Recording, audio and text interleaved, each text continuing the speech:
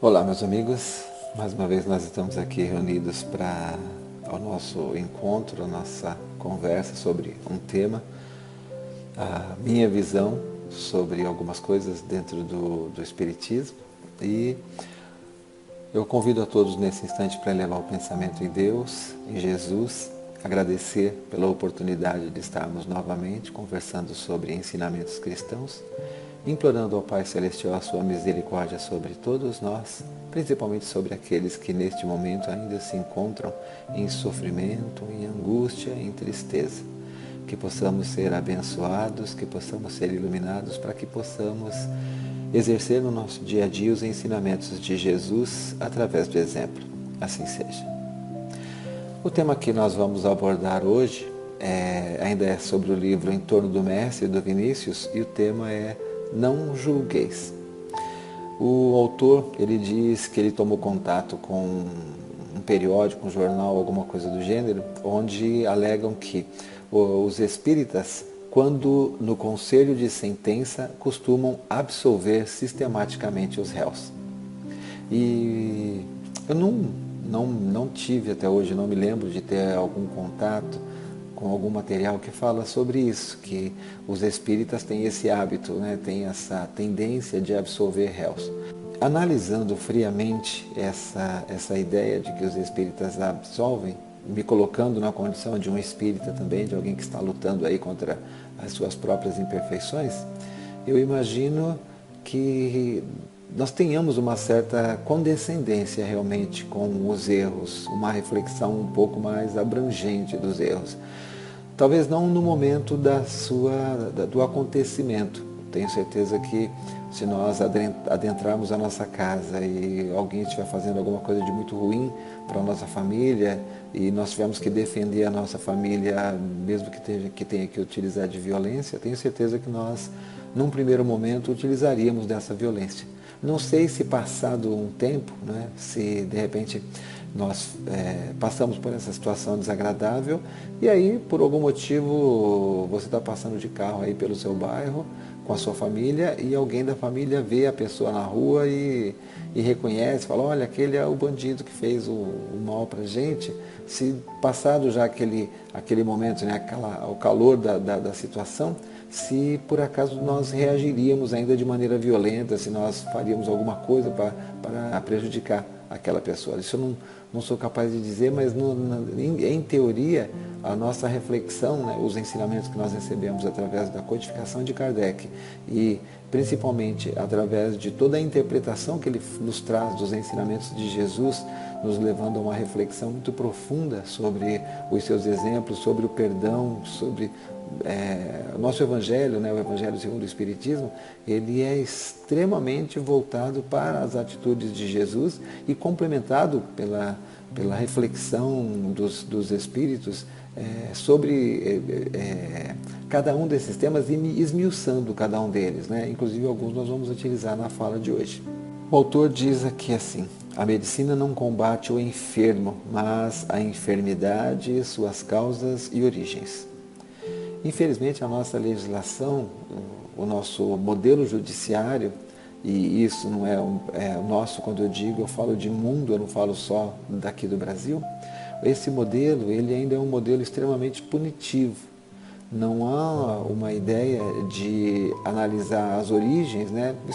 Está mudando isso agora através de muitas ONGs, mas a ideia do modelo judiciário não é tanto de analisar a origem dos crimes, o fator gerador de cada um deles, não o fator em relação ao que foi roubado, mas o fator no comportamento, nas atitudes do ser humano, nos valores psicológicos que levaram com que ele partisse para essa atitude. Então, o nosso modelo judiciário, ele é simplesmente, você cometeu um crime, a sua punição é tantos anos de prisão, a sua punição é um trabalho voluntário de alguma coisa, a sua punição é uma entrega de cestas básicas. Então, não é alguma coisa que está preocupada com, como na medicina, onde se busca a origem da doença e tenta se tratar a origem para que a doença não aconteça novamente.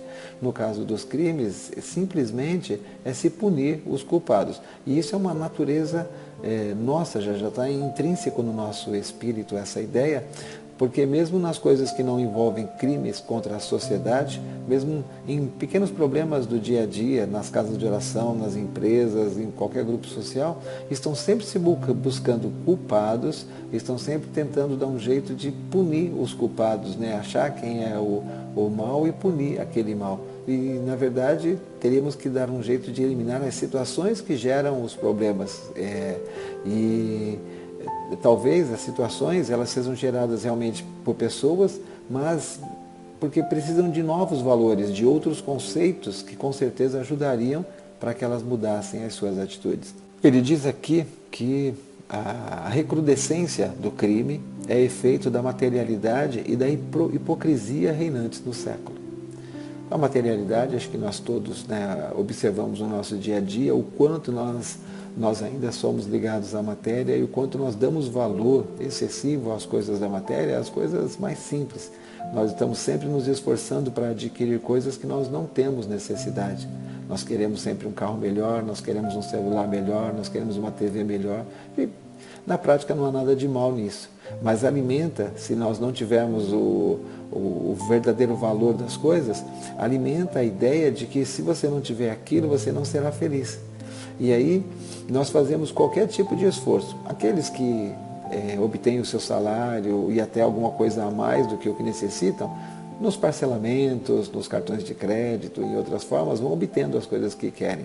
Mas aqueles que observam os que têm e não conseguem, muitas vezes seguem o caminho muito egoístico de tentar obter as coisas através das pessoas, ou tirando delas diretamente, entrando na sua casa, roubando a sua televisão, roubando o seu computador, o seu celular, ou então cometendo outros tipos de crimes, se envolvendo em situações criminosas que podem gerar altos ganhos, altas receitas e poderem ter uma vida parecida com aquela da pessoa, né, que tem as coisas melhores.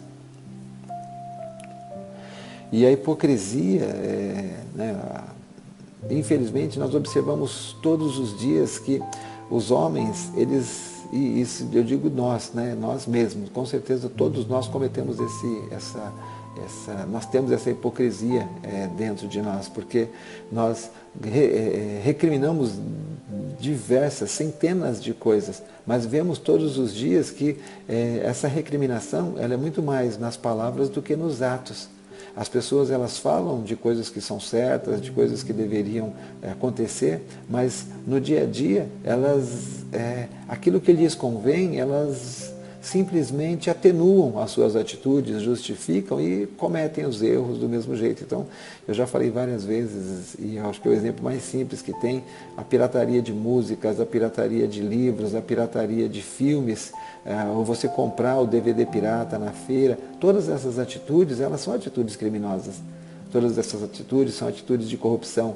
Quando nós vamos numa loja e pedimos uma mercadoria e perguntamos se sem nota é mais barato, ou a própria pessoa oferece mais barato, se ela fala que, se você perde a nota, ela fala que vai ficar mais caro, e nós aceitamos esse tipo de situação, então nós tentamos justificar que a culpa é do governo, que é o cara que está fazendo, que é o rapaz que criou a música, o DVD que vende muito caro, mas nós não precisamos de cada uma daquelas coisas, né? E mesmo assim nós justificamos, então a hipocrisia pura ainda, a gente fala uma coisa e faz outra diferente, e quando a pessoa não tem esse equilíbrio emocional, ela, e talvez já tenha se envolvido em outras oportunidades com o crime, ela vai ter uma maior facilidade, uma maior tendência, porque a ideia seria todo mundo faz, todo mundo erra, todo mundo comete crimes. E nós temos o exemplo dos nossos políticos aí, que todos os dias nós vemos situações envolvendo pessoas que deveriam dar o exemplo, né? Já que foram eleitas, né, por uma grande maioria de pessoas, elas deveriam dar um exemplo muito bonito disso, fazer um trabalho,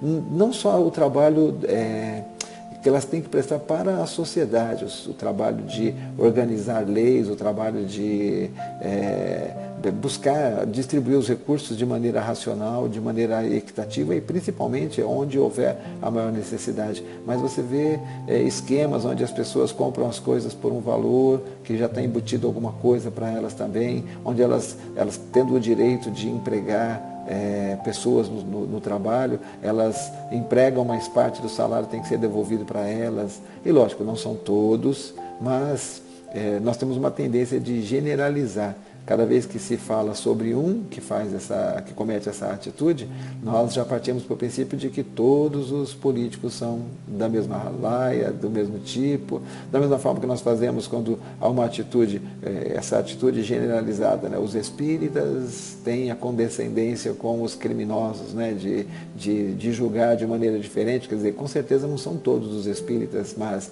sim, em alguns casos, então já se generaliza, como generaliza de outras religiões, porque tem seus valores, tem seus dogmas e assim por diante, mas não significa que todas as pessoas são assim. As atitudes erradas, normalmente, elas são individuais, somos nós que escolhemos fazer alguma coisa. Todas as vezes que nós utilizamos uma expressão onde nós personificamos uma ideologia, né? Então, se nós tivermos que dar uma opinião sobre um assunto e nós dizemos assim, o espiritismo prega, faz ou fala qualquer coisa, não podemos dizer que é o espiritismo. Nós podemos até, no livro espírita tal, na página tal, de autor tal, ele diz que essa situação é assim, é assim, é assim, é assim. Mas quando nós pegamos um tema comum e fazemos uma análise muito superficial sobre o tema, até por sermos espíritas, nós deveríamos refletir que, em virtude das diversas vidas, em virtude das diversas oportunidades que nós temos na Terra, é muito difícil você julgar uma situação simplesmente por um momento.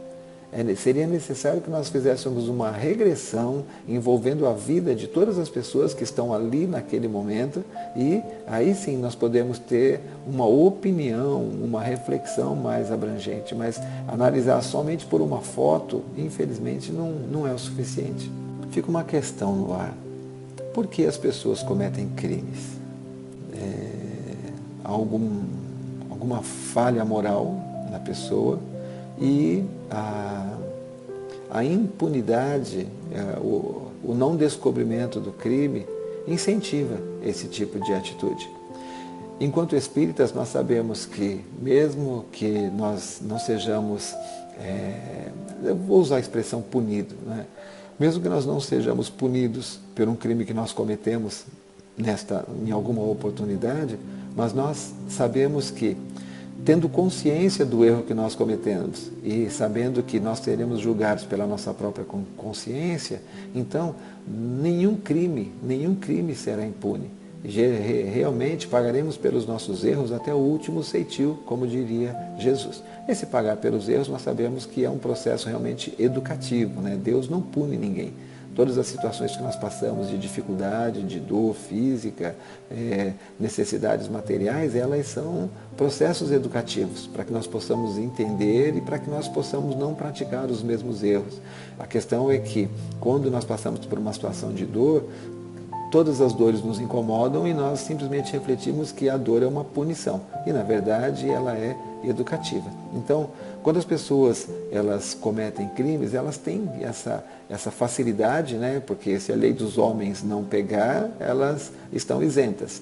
E também acabam, muitas vezes, obtendo, como nós comentamos anteriormente, que as pessoas têm esse desejo por coisas que às vezes não conseguem adquirir e que observam como a sociedade alimenta esse materialismo de melhores carros, dos iates, das chácaras, dos sítios, das casas de praia, dos lugares mais lindos do mundo, dos passeios mais exóticos. Então as pessoas têm o desejo da diversão, do lazer, das emoções fortes, e elas acabam tentando obter as coisas da pior maneira possível. Mesmo não tendo dinheiro para aquilo, elas acabam se envolvendo com coisas que trazem esse bem-estar material. E como a grande maioria não tem essa visão da parte espiritual da vida, ou seja, a continuidade da nossa responsabilidade mesmo após o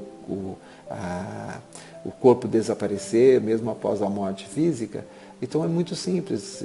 Já que eu vou ter um espaço de tempo pequeno aqui, para que ter um espaço de tempo onde haja dificuldades de trabalhar, de conseguir o próprio sustento, de ter conforto e luxo? Então eu vou achar outras maneiras de obter. Aqueles que são um pouco mais violentos, talvez partam para simplesmente pegar as coisas uns dos outros, mesmo invadindo casas. Aqueles que forem um pouquinho mais inteligentes, planejam assaltos mirabolantes, coisas que envolvem mais dinheiro para poder obter um ganho maior, não estão preocupados em tirar migalhas de um ou de outro. Então, cada um vai agir de acordo com a sua própria tendência. E nós sabemos, podem mostrar qualquer estatística, que a quantidade de criminosos é infinitamente menor do que a quantidade de pessoas boas. A quantidade de pessoas que seguem as leis, a quantidade de pessoas que cumprem exatamente com aquilo que deveria, ou com quase, né? Porque eu diria que nenhum de nós cumpre 100% com tudo aquilo que está na lei, mas a quantidade que busca isso, de cumprir, de fazer o certo, de ser honesto, de ser trabalhador, de buscar o seu próprio sustento, é muito maior do que a quantidade de pessoas que estão envolvidas com os crimes. Mas ainda existe a possibilidade, e cada um de nós, mesmo no DVD pirata, na música que você baixa que não é sua, no sinal de TV a cabo que a pessoa consegue um aparelho. Então, mesmo nessas coisinhas que na teoria não estão lesando particularmente uma pessoa, você não está pegando um revólver e está assaltando, mas são deformações de caráter que nós temos e que terão que ser trabalhadas de alguma forma também. Mas menos graves do que realmente utilizar de violência, de utilizar uma arma para obter alguma coisa que pertence a outra pessoa. Mas de alguma forma, todos nós colaboramos para que o auxílio àquela pessoa que cometeu o crime, que ele não aconteça. Todos nós, de alguma forma, nós também temos os nossos próprios valores que alimentam e que dificultam para que essa pessoa ela consiga se corrigir e consiga se reintegrar na sociedade. Eu separei algumas questões aqui para a gente pensar. Você contrataria um ex-presidiário que foi condenado por abusar de crianças, mulheres e idosos? Imagina que um cara fez um crime desse, um crime prejudicou pessoas, né, crianças, idosos, mulheres, e aí ele pagou a sua pena de 10, de 20, de 30 anos, e aí você tem a oportunidade de contratar essa pessoa para fazer algum trabalho para você. Será que você faria isso? Você contrataria? Será que você permitiria que um morador de rua dormisse na sua garagem? Você permitiria lá, o cara passa, você vê ele está ali na rua, você fala, não, vem aqui dormir na minha garagem. Será que você abraçaria e beijaria a criança de rua, suja, mal cheirosa, mal educada ainda por cima? Será que você trataria com todo amor e carinho essa pessoa? Se nós formos jurados em alguma situação de um crime, em alguma coisa grave que aconteceu, o que se passará em nosso coração no momento em que nós tivermos que dar a sentença? Passaria o desejo de que aquela pessoa se recuperasse, um processo educativo de auxiliar, ou simplesmente passaria aquele sentimento de que a pessoa cometeu um crime bárbaro, que a pessoa precisa realmente pagar por aquilo, que ela realmente tem que passar 10, 20 ou 30 anos. Então, o nosso sentimento interno é mais vou chamar de ódio, né? Aquela raiva de a pessoa estar cometendo crimes e você se pôr na condição daquele que foi prejudicado pelo crime que foi cometido. Então, assim, qual dos dois sentimentos que está dentro de nós? E só nós sabemos qual é o sentimento que está por dentro de nós, né? Todas essas pessoas cometeram crimes, todas essas pessoas têm atitudes, até a criança, tem atitudes que são consideradas como atitudes antissociais. Todas essas pessoas, elas fizeram alguma coisa de errada que marca e que, na justiça dos homens, vai pesar no seu atestado de antecedentes. Vai ficar registrado lá que ela fez isso, fez aquilo de errado. Então, numa empresa, num processo seletivo, as pessoas vão pedir o atestado de antecedentes e mesmo que a sua atitude tenha mudado por completo, o erro vai continuar registrado, o erro vai continuar marcado lá. E nós sabemos que na legislação divina isso não acontece, porque hoje, conversando aqui com vocês, quem sabe do meu passado de outras vidas? Quem sabe eu já não fui um criminoso, quem sabe eu já não fui um estuprador, quem sabe eu já não fui um traficante, mas hoje, graças ao esquecimento do passado, eu estou tendo a oportunidade de falar sobre ensinamentos de Jesus, eu estou tendo a oportunidade de refletir sobre esses ensinamentos, eu estou tendo a oportunidade de utilizar no meu dia a dia e tentar auxiliar aquele ex-presidiário, tentar auxiliar aquele morador de rua, tentar abraçar aquela criança, tirar de dentro de mim esses valores distorcidos que foram alimentados durante séculos, tanto por mim quanto por outros, né? Então, a justiça dos homens, ela tende a marcar, a gravar naquele que cometeu o erro uma cicatriz, uma tatuagem, né? E é uma marca muito profunda, porque cada vez que a pessoa se esforça para ser melhor, a hora que buscam o atestado de antecedente dela, o atestado mostra essa pessoa cometeu um erro e isso tem que ficar com ela para o resto da eternidade.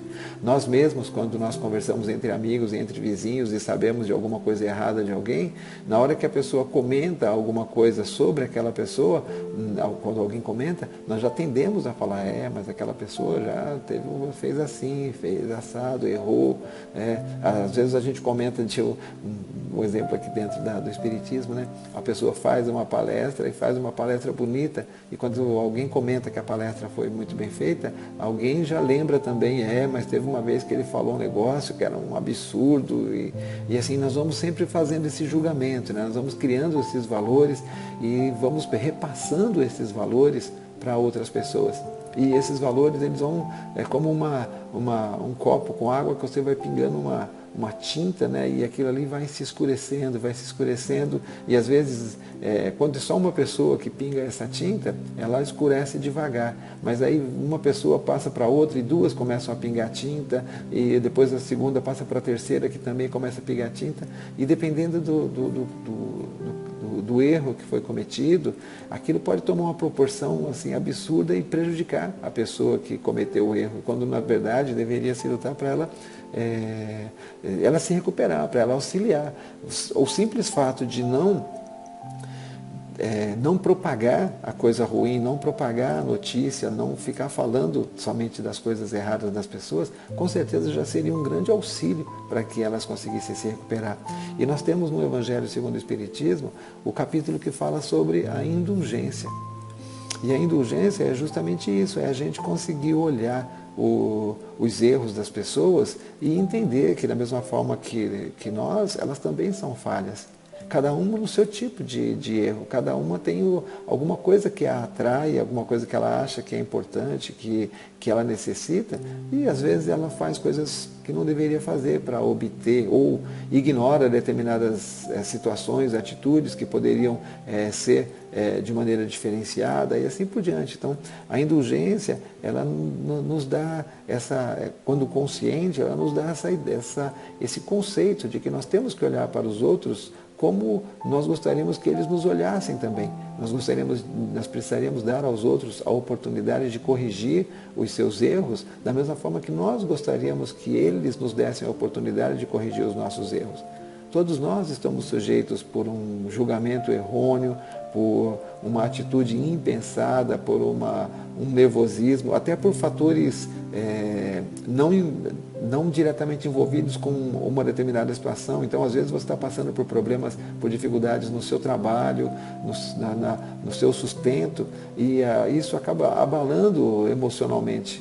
E quando abala emocionalmente, você de repente no final de semana vai num churrasco de família, alguém faz uma piada, uma brincadeira, e você é grosseiro com a pessoa, não é por causa do momento da piada ou da brincadeira que a pessoa fez, mas pelo conjunto de coisas difíceis que você está passando no seu dia a dia. Então, todos nós, se tivéssemos um olhar mais condescendente, nós com certeza ajudaríamos mais as pessoas a se melhorarem e elas também nos ajudariam também a nos melhorar. Mas ele diz também que essa condescendência não significa que você vai fingir que as coisas estão certas, que as coisas são boas. Não. Nós vamos sim procurar achar meios de ajudar as pessoas, mas ajudar meios que não propaguem os erros que elas cometeram, achar meios que não humilhem a pessoa no momento em que você vai praticar a ajuda. Então, ela tem que ser alguma coisa construtiva, ela tem que ser alguma coisa que seja recuperativa. Ela não pode ser uma coisa que, na hora que você está fazendo para ajudar, a pessoa se sinta constrangida ou humilhada com aquilo. O texto ainda diz, quanto que nós vamos aprender a ser implacáveis com os nossos próprios erros, de nós lutarmos mesmo, nós estarmos atentos o tempo todo para descobrir e eliminar os nossos erros, os nossos valores errados, os nossos maus hábitos, ao invés de nós estarmos sempre buscando os hábitos e as coisas erradas dos outros. Então, nós precisamos disso, um esforço muito maior na nossa reforma íntima, de entender por que cometemos os nossos erros e evitar ao máximo possível, procurarmos assim nos esforçar, vigiar constantemente os nossos pensamentos e as nossas atitudes para não cometer os mesmos erros. Será que o Espiritismo, por ser uma doutrina esclarecedora, ela nos facilita os julgamentos? Jesus foi claro, não julgueis para que não sejais julgados. Então, todo tipo de julgamento, quando nós condenamos alguma pessoa, alguma atitude, todo tipo de julgamento, ele é falho. E justamente nós, por sermos espíritas, não podemos nos esquecer disso. Nós sabemos que uma situação, por mais horrenda que ela seja, e não devemos aceitar as situações horrendas, mas por mais horrenda que ela seja, existe um contexto gigante que pode envolver várias e várias vidas, que pode envolver vários e vários acontecimentos do passado, não visíveis naquele instante, não mensuráveis naquele instante, mas que determinaram que aquela coisa acontecesse daquele jeito. Então, em momento algum, nós temos o direito ou a capacidade ou a informação, o conhecimento espírita, no caso, para poder julgar alguma coisa. Nós podemos trabalhar, nós temos conhecimento suficiente para entender que todas as pessoas são recuperáveis, que ninguém não existe a condenação eterna, como também não existe o paraíso eterno, é todo um processo de aprendizado, de crescimento, e que estamos trabalhando diariamente pela nossa própria transformação e servindo também de exemplo e utilizando outras pessoas como exemplo para essa transformação. As nossas boas atitudes com certeza serão copiadas por outras pessoas, da mesma forma que nós copiamos as boas atitudes daqueles que nos cercam, daqueles que nós temos contato. Nesses julgamentos, nessas falhas de atitude, vamos voltar um pouco mais para nós que somos espíritas. No livro Tormentos da Obsessão, do Manuel Filomeno de Miranda, no capítulo 1, ele tem um trecho que ele fala de uma instituição no plano espiritual que foi fundada por Eurípides Barçanufo, e essa instituição ela cuida de espíritas que, vamos dizer assim, de alguma forma, não vou dizer fracassaram, né? Porque o fracasso é uma coisa muito determinística, mas que cometeram enganos, que seguiram linhas de raciocínio que não deveriam seguir. E eu vou ler um trecho para vocês, né, que eu achei muito interessante.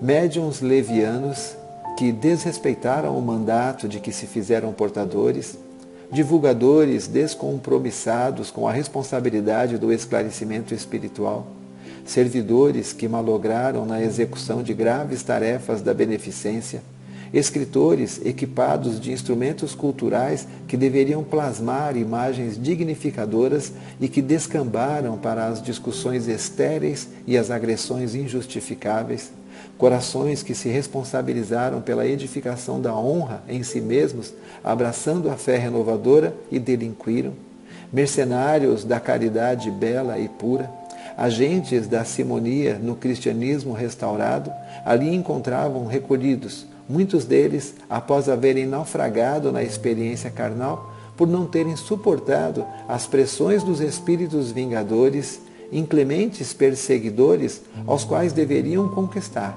ao invés de se lhes tornarem vítimas, extraviando-se da estrada do reto dever sob sua injunção perversa.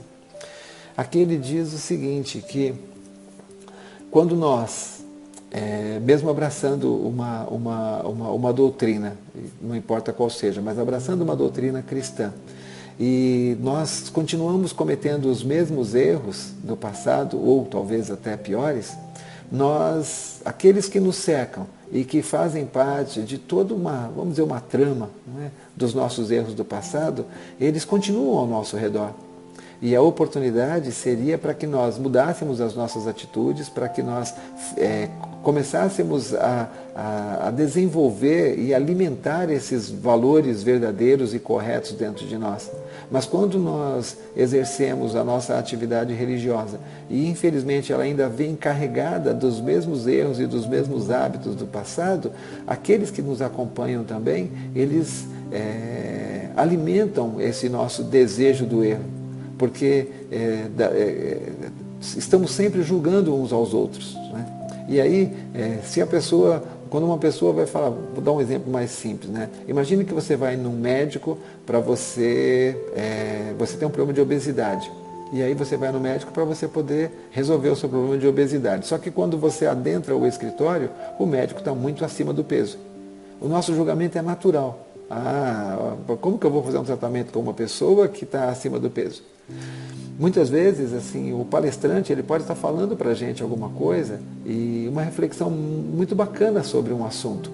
Mas nós que conhecemos, né, aquela história do santo da casa não faz milagre, então quando nós conhecemos a pessoa, então assim, quem é a pessoa para falar sobre esse assunto se ainda semana passada ela estava fazendo isso ou estava fazendo aquilo? Nós estamos sempre julgando, então nós precisamos começar a mudar e a agir de maneira mais correta, mais cristã, mais evangélica. Nós precisamos fazer com que as ideias boas elas se propaguem, os hábitos bons se propaguem e precisamos ir podando dentro de nós. Como dizia Kardec, é necessário que nós reconheçamos o espírita pelo seu esforço de transformação, pela sua busca de exemplos, de ser o exemplo daquilo que é certo.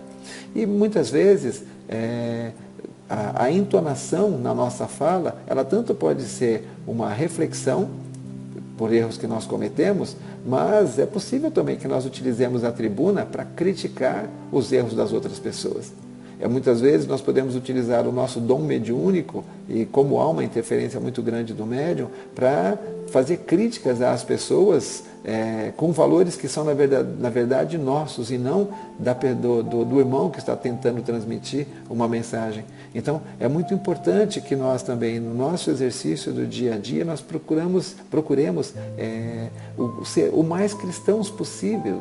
É preciso que a gente analise realmente assim o que se passa, o que move o nosso coração em todas as nossas atitudes envolvendo a nossa prática religiosa. E lógico, nós sabemos também, como espíritas, que nós não estamos criando valores que devem ser utilizados somente dentro do nosso lar ou no ambiente da nossa religião.